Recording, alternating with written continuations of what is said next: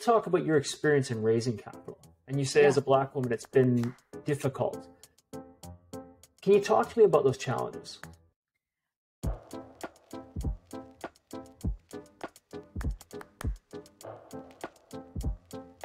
Absolutely. I think the statistics, of course, speak for themselves. Last year, funding for Black entrepreneurs went down 45%.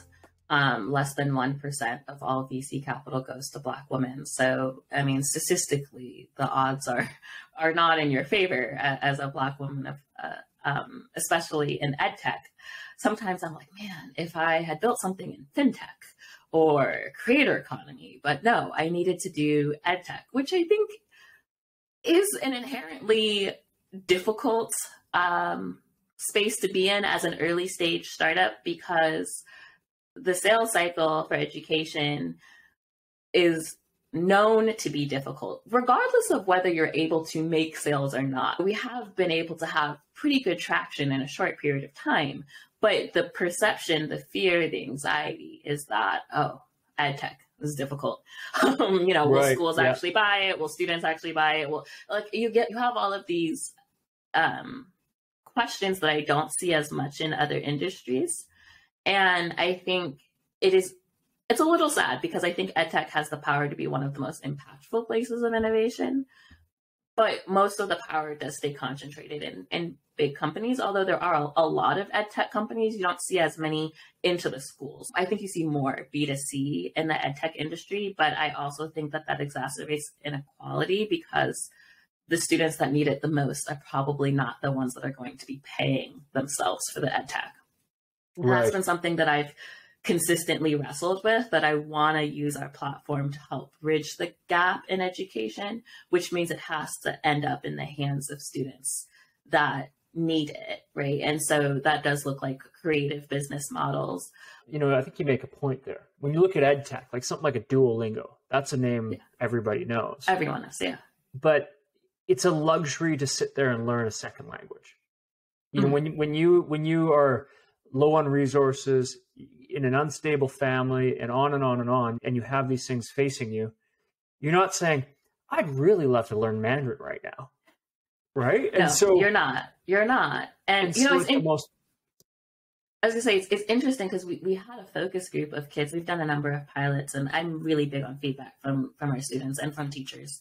But we had this focus group of students who used the software, who did say fantastic things. Some of those testimonials are on our website about how it helped them in their confidence levels. Every single one of them said they would not have asked their parents to pay for it. Most of them were students of color. They say, I mostly try to look for things that my school offers, or maybe I try to look for some free things, but I don't really try to ask my parents for a lot of this kind of stuff if I don't have to. And I think it just really speaks to what demographic, right? Because I'm sure there is a demographic of students who ask their parents for all kinds of things.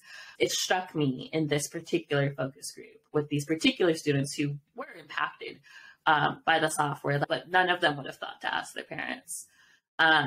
They were more likely to try to find the money themselves than they were to ask their parents. And I thought that was really interesting.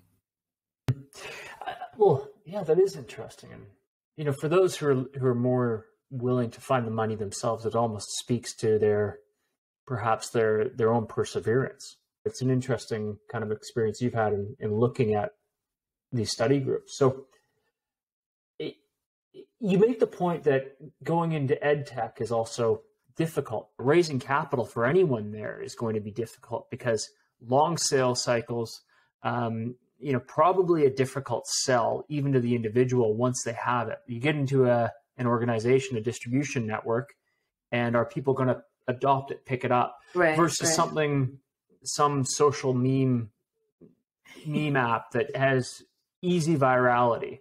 It's like the AI headshots, like boom. Yeah, it's so silly, right? Can you build on this? What advice do you have for the audience? Yeah, we've raised just shy of $1 million in VC funding, and we're still fundraising right now. I think, especially as an entrepreneur of color, I think there's this advice that people give where you have a period of time that you spend fundraising, but fundraising takes away from your ability to grow the business, right? And so I think, people usually look at those as two different seasons of your business. I would say as an entrepreneur of color, they are the same season. You must always be actively building your business while also actively fundraising, because the mark keeps changing, and the amount of traction that you need keeps changing.